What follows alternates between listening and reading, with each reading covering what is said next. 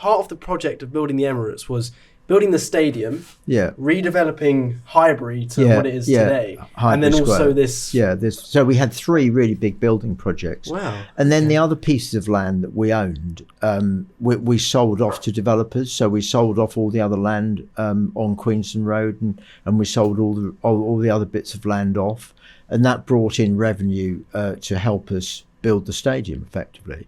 Because the big issue we had was whether we could raise enough money to effectively, get enough cash together to build the stadium. Because in order to build a stadium, we had to borrow a lot of money. We had to borrow 260 million. We borrowed that through project finance. It was the first project finance deal that had ever been done in the UK where we didn't own the freehold when they signed the deal. Because we couldn't own the freehold because the freehold didn't transfer till the waste transfer station was finished. So we started building the stadium. You didn't own the land at that point? No, we didn't own the land at that point. But as soon as the waste transfer was completed, yes, that triggered the ownership. And does Arsenal still own the land that Highbury's on, or was that completely sold? No, it owns the land. That was the freehold was actually sold off, but it did own it when we developed Highbury. We did own the land. Okay. But we sold the freehold off afterwards. So the tenants leased, but we sold the freehold off for another revenue source. Okay, so now Arsenal have no ownership rights at all in the old Highbury. No. Okay, well, so how much did the stadium cost? And if someone was to rebuild the Emirates today, would it cost a lot more? Yeah, it would. I mean, we built it for 260 million. We had Sir Robert McAlpine as the contractors, and we signed a contract with them to build. Finish the design off and build the stadium. I mean, when I say finish it off, we had designed exactly what we wanted, but they had to take over the responsibility for that and build the stadium. And we worked with them hand in glove. We had a very good project team on that task, and they built the stadium. And we actually built the north side first. Okay. So we built the north side around the waste transfer stations. The waste transfer station was still operating, and we were building around the north side. It was touch and go whether we get all this done.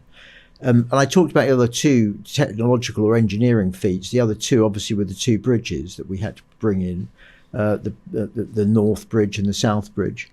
And the North Bridge was a smaller bridge, and that came in and was lifted into place.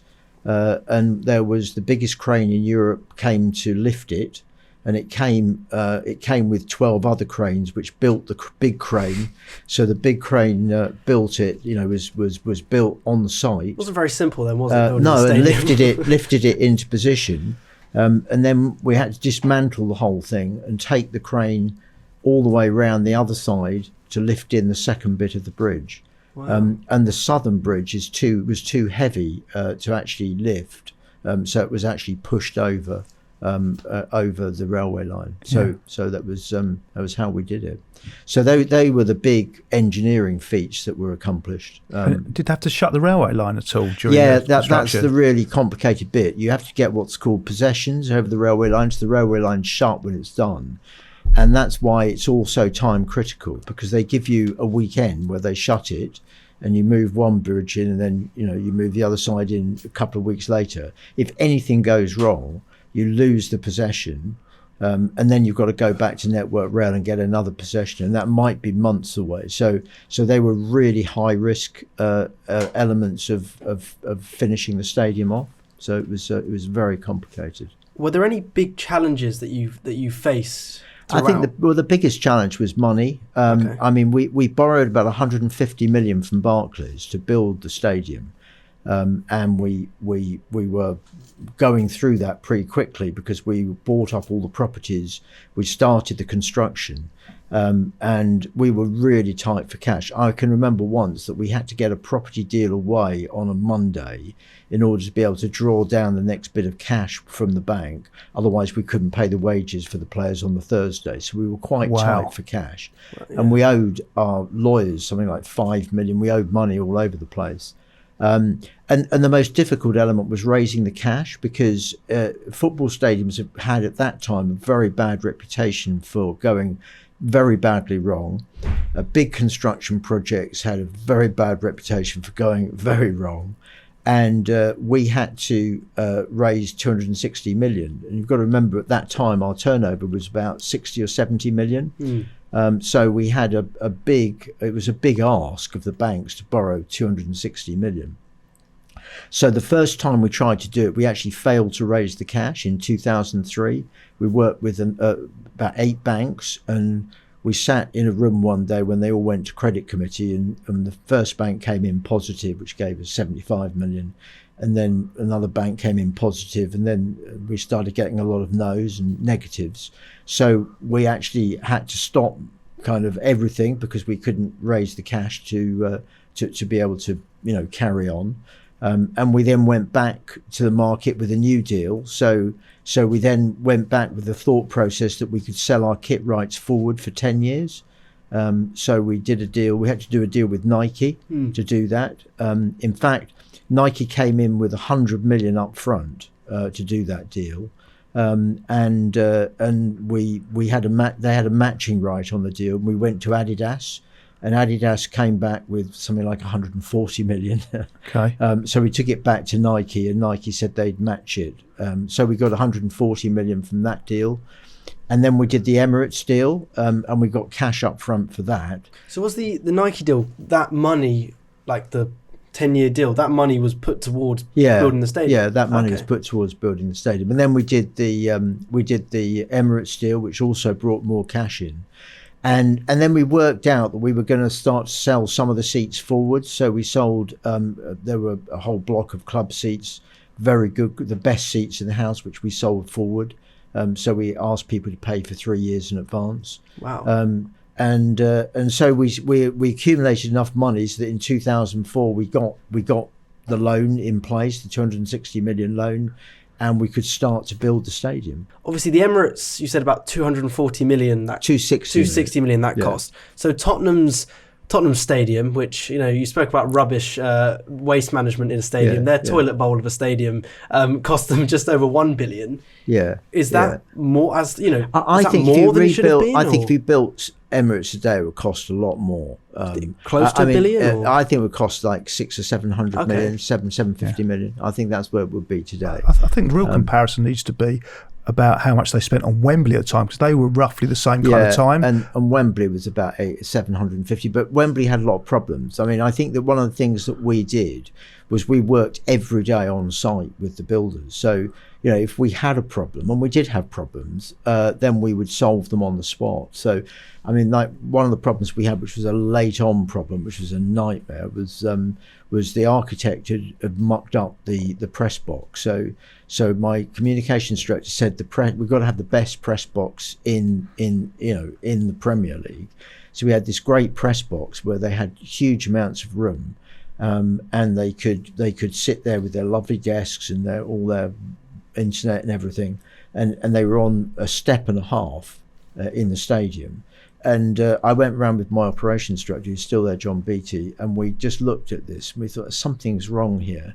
And then we started to realise that what they'd done by putting these seats in, we had 2,500 seats with restricted views both sides. We had 5,000 restricted view seats because the press would impinge on their site views.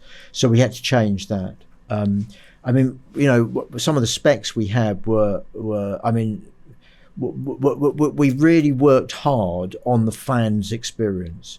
So we recognise that the fans, and I'm not talking about the hospitality, I'm talking about the average fan. We really focused on the average fan, and we basically said, they want to get in quickly. So we were one of the very, very early stadiums with electronic entry completely around the stadium.